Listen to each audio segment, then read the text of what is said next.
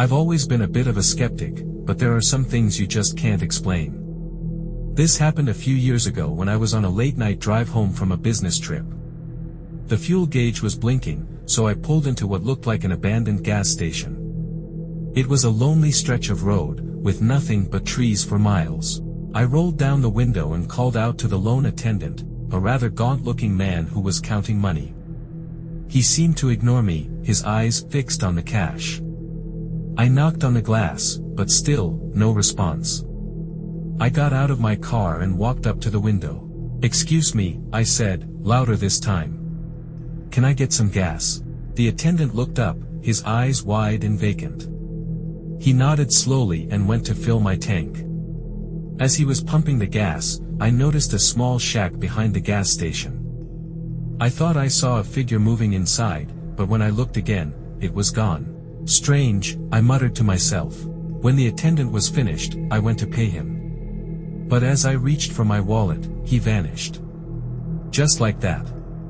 I looked around, but there was no sign of him. I checked the shack again, but it was empty. Feeling a chill run down my spine, I got back in my car and started the engine. But it wouldn't start. I tried again and again, but the engine just turned over and over. I popped the hood and checked the connections, but everything seemed fine. Just as I was about to give up, I heard a voice behind me. "Need a hand?" I turned around, and there he was, the same attendant, but this time he was standing right next to my car. I jumped. "You scared me," I said. He just smiled. "I think you need a mechanic," he said, pointing down the road. "There's a guy who lives a few miles from here. He can probably fix it up." I thanked him and followed his directions. The mechanic was a strange old man who lived in a dilapidated house at the end of a dirt road. He took one look at my car and shook his head. "This is going to take a while," he said. I spent the night at a nearby motel, feeling increasingly unsettled. The next morning, the mechanic told me that my car was fixed. When I went to pay him, he refused. "Consider it a gift," he said, and disappeared back into his house. As I drove away, I couldn't shake the feeling that something was wrong. The entire experience had been so bizarre. Had I imagined the whole thing? Or had I stumbled upon something truly supernatural? I never did find out. I was just 13 when my boyfriend and I broke up. The heartache was overwhelming, and I needed a change of scenery. I decided to visit a friend in another city. It was a long drive, and as night fell, I stopped to fill up my car. A creepy feeling washed over me as I stood there, alone at the gas station. I could have sworn I saw a man watching me from a distance, but I shrugged it off, thinking I was just being paranoid.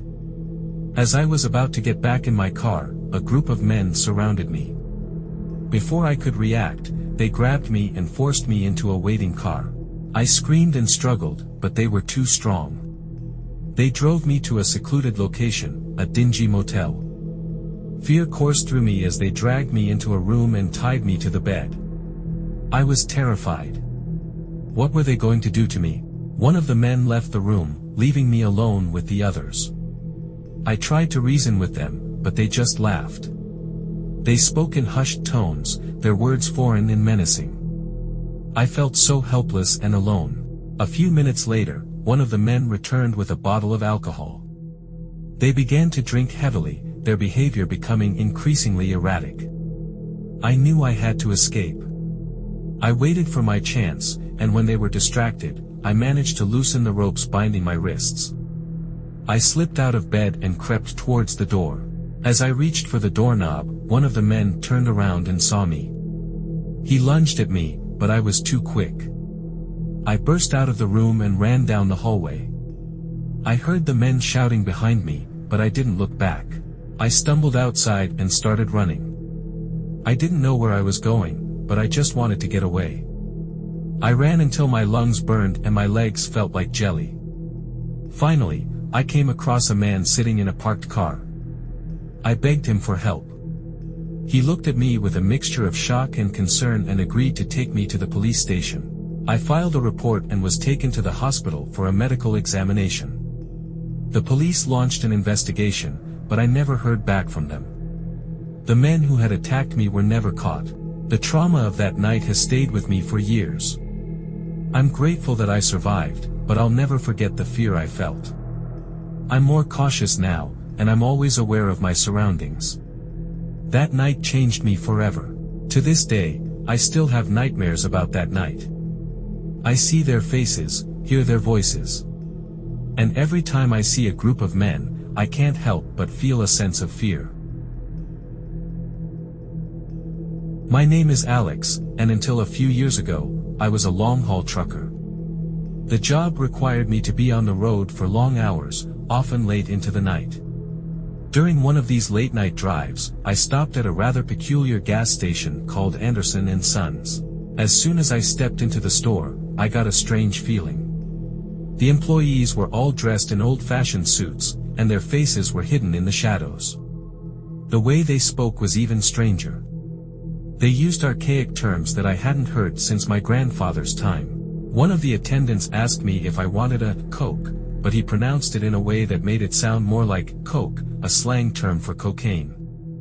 I brushed it off as an odd quirk, but as our conversation continued, I realized something was very wrong. He kept using outdated slang and expressions that seemed completely out of place. After paying for my items, I got back into my truck and continued on my way. I couldn't shake the feeling that something was off about that gas station. A few hours later, my truck ran low on fuel again. To my surprise, I found myself back at the same gas station. I couldn't believe it.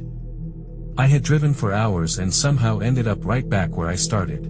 When I went inside, the same employees were there, dressed in the same old-fashioned suits. They greeted me as if I were an old friend. The more I thought about it, the more convinced I became that something supernatural was going on. The next morning, I decided to investigate the gas station further. I did an online search and discovered that Anderson & Sons had been destroyed in a fire many years ago. All of the employees had perished. I was terrified. The gas station I had visited was supposed to be abandoned. How could I have seen those people? And why did they seem so eager to help me? I've never been the same since that night. I've tried to forget about what happened, but the memory haunts me. I know that some people might think I'm crazy, but I believe what I saw. The gas station was haunted. I'm not a superstitious guy. I mean, I don't believe in ghosts or any of that spooky stuff. But what happened that night? Well, it's changed how I look at the world, let me tell you. I was working the graveyard shift at a gas station. Boring, I know, but hey, a paycheck's a paycheck, right? I'd been there a couple of months, just trying to make ends meet, when this guy started showing up. Always around 2 a.m. Tall, stringy hair, and a look in his eyes that said he'd seen one too many rough nights. He'd come in, grab a tall boy, and that was it. No gas, no snacks, just a beer. But slowly, he started staying a bit longer, talking to himself, mumbling stuff under his breath. You know that feeling when someone's just off? Like there's something wrong, but you can't quite put your finger on it. That was him. One night, he asked me my name. David, I told him. He just kept repeating it, like a broken record. Then he laughed this creepy laugh and walked out. I watched him go, wondering if he was gonna drive home drunk. He never bought gas, so I figured it was a possibility. Over the next few weeks, he became a regular. Some nights he was more messed up than others. Once, he just stood there, staring at the wall, not saying a word. I finally asked him his name. He hesitated, then said, John. Now, John. That's like the most generic name ever. I'm pretty sure it was a lie, but I played along. So, John, where do you work? I asked. He laughed again, this time louder. I don't work, he slurred. Government screwed me over. Yeah, okay, buddy. Whatever you say. Then came the night. A stormy one. The kind that makes you want to stay in bed with a hot chocolate. But nope, there I was, behind the counter, dreading the next customer.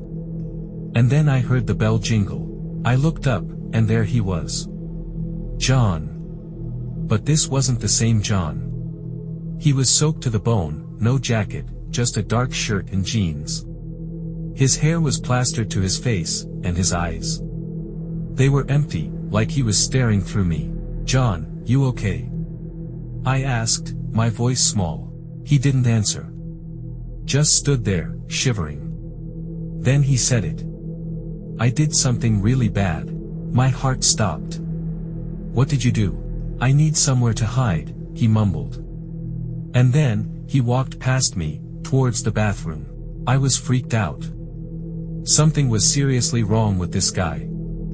I waited a few minutes, hoping he'd come out. Nothing. Then, the power went out. Pitch black. Just the sound of the rain pounding on the roof. I grabbed a flashlight and made my way to the back room to check the breaker. As I passed the bathrooms, I noticed both doors were slightly open. No John. In the back room, I heard dripping. And something else. Like that squeaking. My stomach twisted into knots. I called out, "John." Then I heard it. Right behind me. A wet squelch.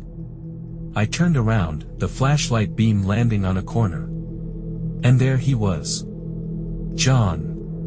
His eyes were wide, and he let out this blood-curdling scream. "I'm gonna kill you." He lunged at me, claws outstretched. I managed to push him off, but he was relentless. I ran out of the back room, back to the front of the store, and out the door. I jumped into my car and called the cops. When they arrived, they found John huddled in the back room, looking like something out of a horror movie. Turns out his real name was Robert, and he'd brutally murdered his ex-wife. The cops said it might have happened that same night. I never went back to that gas station. Hell, I haven't worked a night shift since. Some things you just can't unsee. Let me take you back to the mid-60s, a time when the world seemed simpler, but shadows were longer. I was just a kid, maybe 8 or 9, tagging along with my old man. He was a teacher, and since our house was a good chunk away from his school, I'd ride with him every morning. We were always up before the crack of dawn, rushing to get to school on time. Part of our routine was stopping at this little gas station. It was one of those old-school places with a guy who'd hop out, fill your tank, and wash your windows. You know, the kind of service they don't offer anymore. Anyway, one crisp morning, we pulled up to the station, but something was off. Usually, there'd be the friendly face of the attendant, but this time, the place was eerily quiet. Not a soul in sight. We honked, we waited, but nothing. Dad suggested maybe the guy was in the bathroom, but when a few more minutes ticked by, we started to get a bad feeling. I had to pee, bad. Like, really bad. But Dad was adamant we couldn't wait. He said we could stop at the next station. Looking back, I'm glad he did. A couple of days later, Dad's reading the newspaper, and I hear this loud gasp. Turns out, there was a news article about the gas station we'd visited. The attendant had been murdered. Stabbed to death. Right there, in the little bathroom where I'd wanted to go. Can you imagine? Me, a little kid, about to walk into a crime scene. It's a thought that's haunted me for years. What if I had insisted on using the bathroom? What if I'd stumbled upon something I shouldn't have seen? That gas station, that bathroom, it's etched in my memory. A place I never want to go back to. Even now, thinking about it gives me chills. Love these stories? You would love to watch this video where I am telling 7 nighttime horror stories. Click on the video on your screen.